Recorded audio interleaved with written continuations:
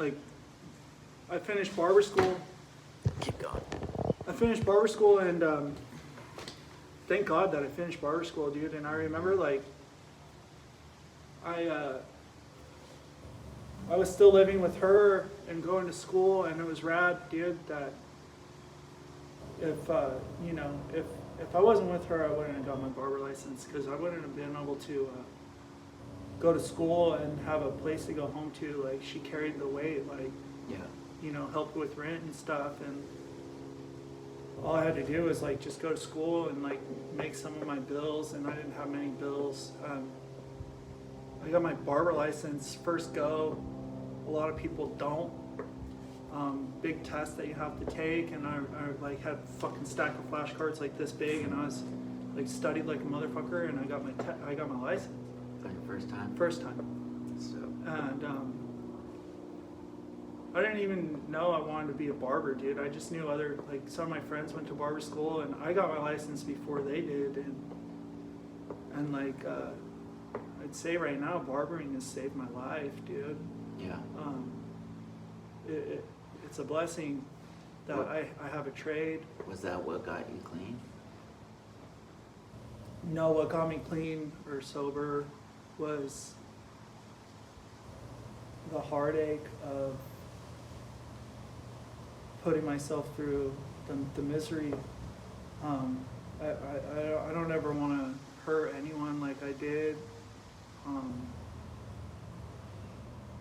I hurt people, you know.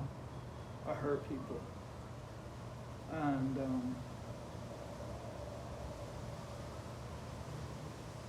I get severely depressed over that.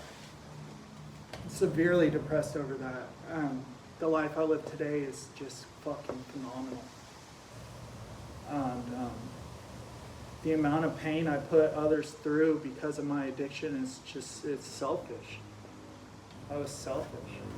Were you in rehab when you got clean, or?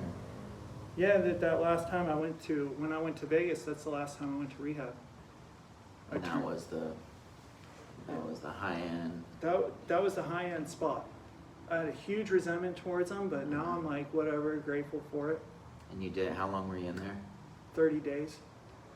You did 30 days? 30 days there, 30 days IOP, came back here to find out, like I said, that You didn't have. I didn't have anything waiting for me. And were you cutting hair at that time? I had been through a couple barber shops before I went to rehab.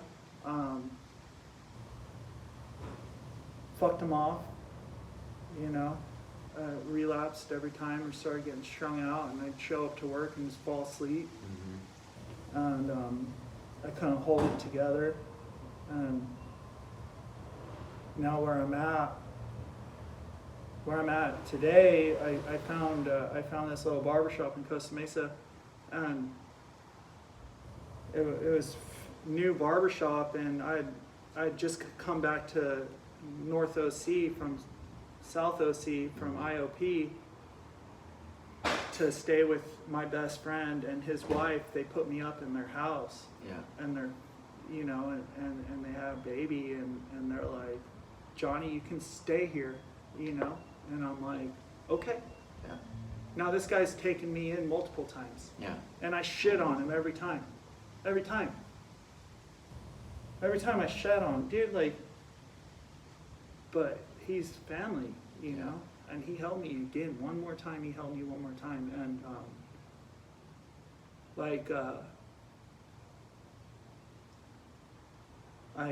I found this barbershop, and he let me live with him I stayed there for like 7-8 months, and I started working, and I'm like, mind you, I was on psych meds and all this stupid shit while I was staying there, and I eventually got off the psych meds, and every day I knew, okay, the second rehab that I went to didn't have, they brought panels in, Mm-hmm. but they weren't 12-step. It wasn't a 12-step recovery. When I went through the Rock Center, Yeah. it was 12-step recovery. Yeah. And that's all I knew. And I knew that I needed to do something. I knew I needed to put pen to paper. I know I needed to tell someone my deepest, darkest secrets to be able to get it out. And that's what the 12 steps does for people. So as much as if people don't know what helps, Yeah. working the program, working the steps of AA or NA, however you put it, will help as long as you're honest about it. Yeah. And they say that there's only one thing you have to change, it's everything. And you know what, like, I feel like to an extent that you need to change everything. You don't get your life back, you get a new life. My life's good. I wouldn't change it. I hold on to things. Yeah. I hold on to a lot of shit. I struggle with it. Nobody's perfect. Yeah. No one's perfect. I struggle with so much shit, it's not even fun. I haven't drank or used for almost 4 years. It's huge. This is the longest you've had. This is the longest I've had. What do you feel like is different this time, you think? I don't know. I feel like people look up to me, I don't know why. People look up to me, people call me for advice, people fucking, oh, Jonny, fucking, dude, that guy's chill, he doesn't party, he's got his shit together. No, I don't got my shit together, dude. I have a 550 credit score. I barely got a truck in my name. No, I mean, but all bullshit aside, I'm happy. Yeah. I don't care what my credit is. I don't care if I barely just moved into a place where I'm finally on a lease, which is rad. Yeah. I mean, Baby steps. baby steps, dude. Right. Yeah. Now, I grew up doing all this fun stuff, and as soon as I fucking put a needle in my arm, dude, all that fun stuff went away. Yeah. Completely. Gone. Stop being fun. Stop being fun. And I learned that if I want to have fun, I gotta stay sober. Mhm. I've never had so much fun in my goddamn life, Being sober. being sober.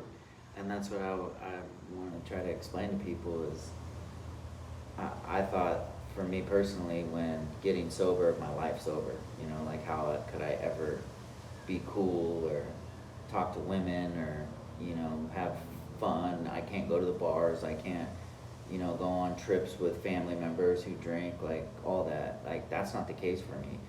I feel comfortable around people that still drink or do their things. And I always bring my car.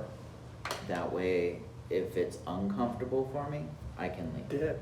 I can leave. And that's the best part about being sober is I can jump in that car and leave at 2 in the morning and not have to worry about getting pulled over. Right.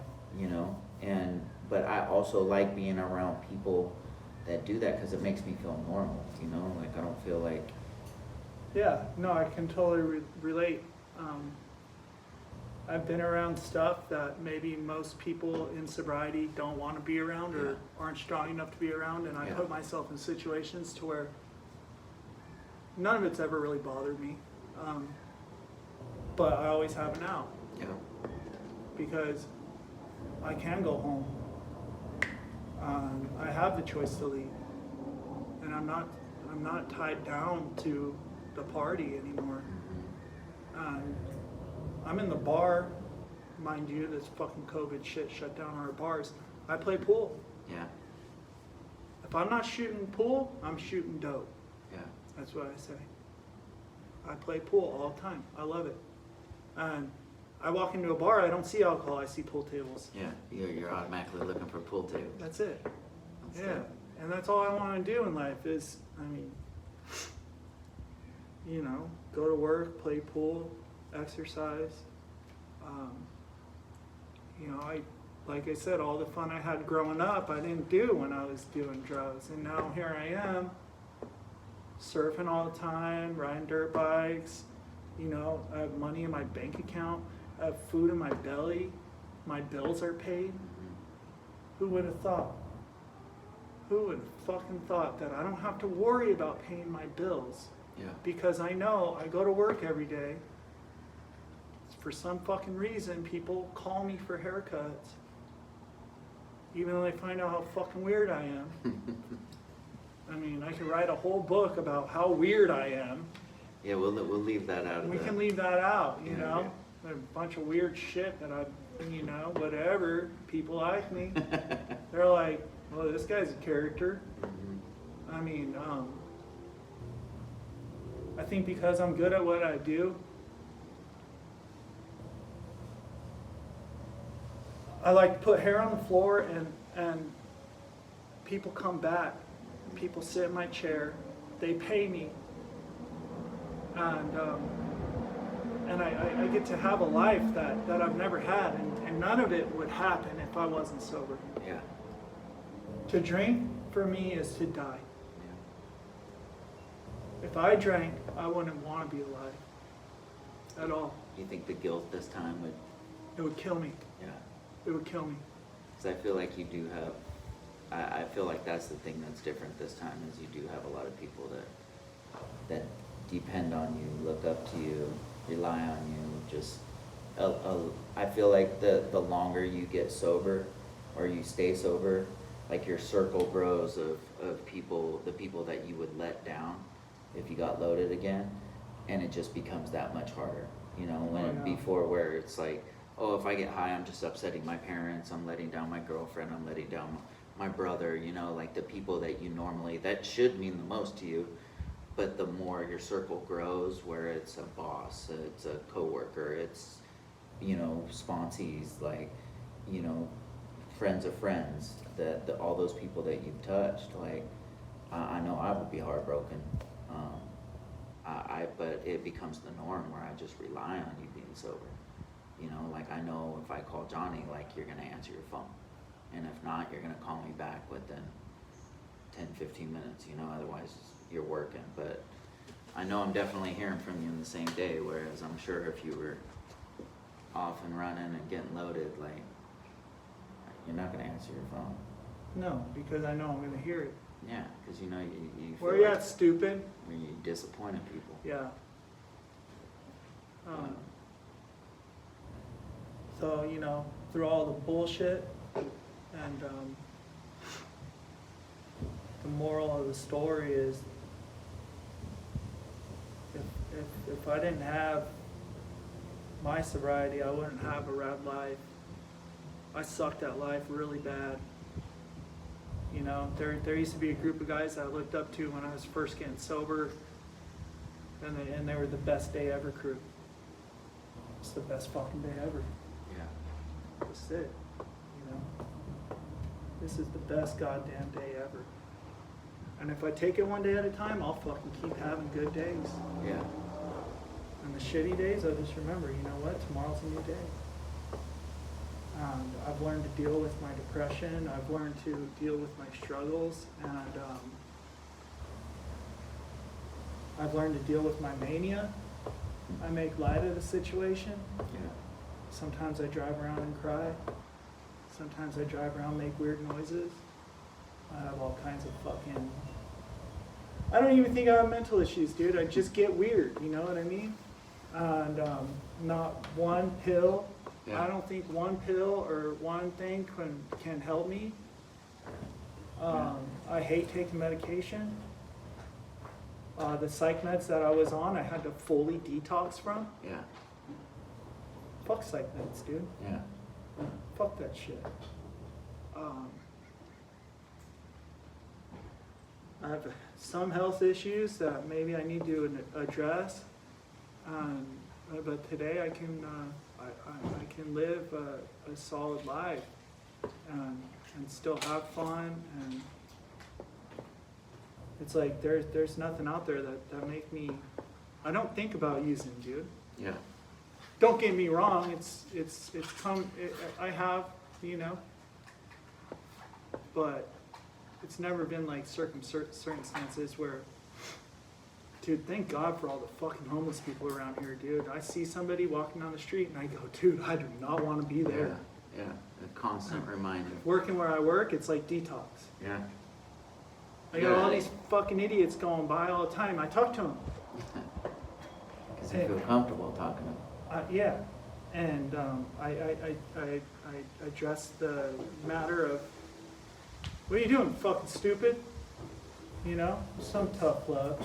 And I explained to them that, look, I've been in your shoes before, and if you want an out, there's a way. And I'm not crazy on fucking, I've sponsored guys before in AA. I'm not crazy about it right now. I haven't been for a couple of years. But I don't think that if I didn't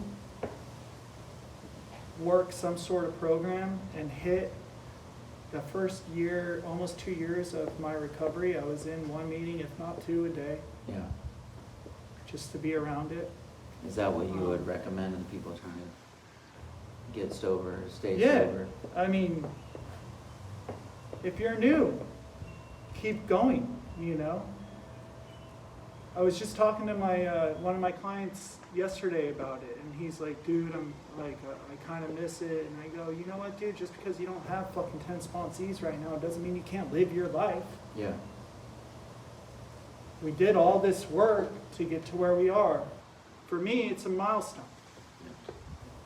If I learned how to live through AA, that's what it's for. It's a design for living. Working the steps will change you so you can live life. Now me, I'm like, fuck all this, like, I get it. I still pray, I live principles. I'm not perfect. I have other addictions that I struggle with. Mostly it's jacking off every day. No, I'm just joking. No, you're not. But at least you're not getting It's high. like, no, he told me, yeah, right, dude. And he told me, he goes, dude, I don't know what to do. I'm like, dude, don't feel guilty because you're not sponsoring a bunch of people right now. Just live your life, dude. You got a good thing going for you. Just live it. Yeah. Like, you need freedom. I was fucking wrapped up in self for so long, just tied to a fucking ball and chain. And relief from the bondage of self, dude. It says it right there. And like, that's like, I was just wrapped in misery. And finally, to be free, I could do whatever I want. Literally. That's the beautiful part about sobriety. Look at the life you have today, man. I mean, you're about to celebrate 4 years, and you got a job that you love to do. I can tell you love to do it. I can tell from the first day I went and sat in your chair. But I mean, honestly, like, I really do appreciate you sitting down and sharing your story with everyone. And I know it's a small channel, but honestly, having like over 500 people from all over the world is pretty powerful, and seeing the responses of people, it helping people stay sober makes this worth it for me, at least. And I feel like people that are like-minded and share their story, like, if we can help one person, or change somebody's day, or keep one person sober and not picking up or drinking or slamming dope, like, I'll do this all day long, because this not only helps them, it helps me with my sobriety. Definitely. I know during this interview I'm not getting high, and I know you aren't either, so I feel like it's definitely worth it. And honestly, like, I look up to you, and I love you like a brother, and I really do appreciate you sitting down and sharing with this misfit family that watches the channel, and I thank you. You got it, dude. I love you, bro. I love you, doggy. All right, thank you guys.